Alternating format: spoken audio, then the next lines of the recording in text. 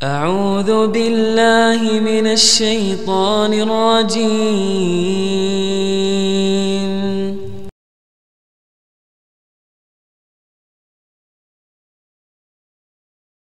جن ناموں میں نقطہ نہیں نا، وہ نام اصل میں نقطوں کے محتاج نہیں ہوتے، اپنی طاقت خود رکھتے ہیں، اپنی تاثیر خود رکھتے ہیں، ان کو نقطوں کے وزن کی ضرورت ہی نہیں ہوتی، وہ اپنی طاقت اور تاثیر خود رکھتے ہیں، ان کو کسی نقطے کی ضرورت نہیں ہوتی، بے نقطہ نام ہوتے ہیں۔ اور عجیب بات بتاؤں، بے نقطہ نام کے لوگ جتنے زبردست جلالی ہوتے ہیں اتنے باکمال جمالی بھی ہوتے ہیں، ایک پل میں ایسے جھاگ کی طرف بیٹھ جاتے ہیں پر نقصان اپنا بہت کر بیٹھتے ہیں، ایسے ہی ہے، بے نقطہ نام ہے۔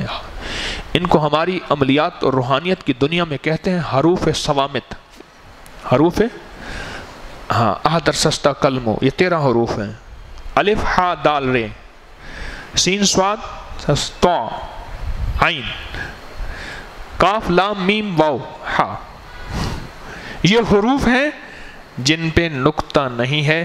اور اللہ الصمد پہ نقطہ کہیں سے مجھے دکھا دو، پورے نام میں محمد پہ نقطہ دکھا دو کہ محمد نام ایسا ہے اس کو نقطوں کی ضرورت ہی نہیں ہے، اور نام اللہ ایسا ہے اس کو نقطوں کی ضرورت ہی نہیں ہے۔ اور یہ نام جب بندے میں منتقل ہوتے ہیں اس کی تاثیر اور ہوتی ہے، غور سے سمجھیے گا۔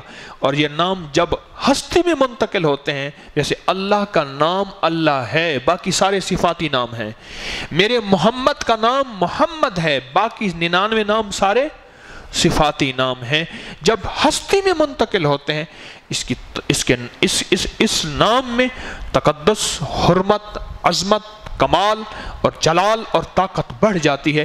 جب یہی نام بندے میں منتقل ہوتے ہیں اس کی تاثیر اور ہوتی ہے، کیونکہ بندہ اس نام کی طاقت کو برداشت نہیں کر سکتا۔ اللہ اللہ ہے تو اپنے نام کو خود سنبھالتا ہے، محمد محمد ہے تو اپنے نام کی طاقت اللہ کے حبیب کے پاس موجود ہے، کیونکہ نبی کے پاس ویسے ہی ایک مرد کی طاقت نہیں ہوتی۔ کتنی طاقت ہوتی ہے؟ 40، اور بعض روایت میں اس سے کہیں زیادہ ہے۔ اس پورے نام میں، پورے کلمے لا الہ الا اللہ محمد الرسول اللہ، اس پورے کلمے میں کوئی ایک نقطہ نہیں ہے۔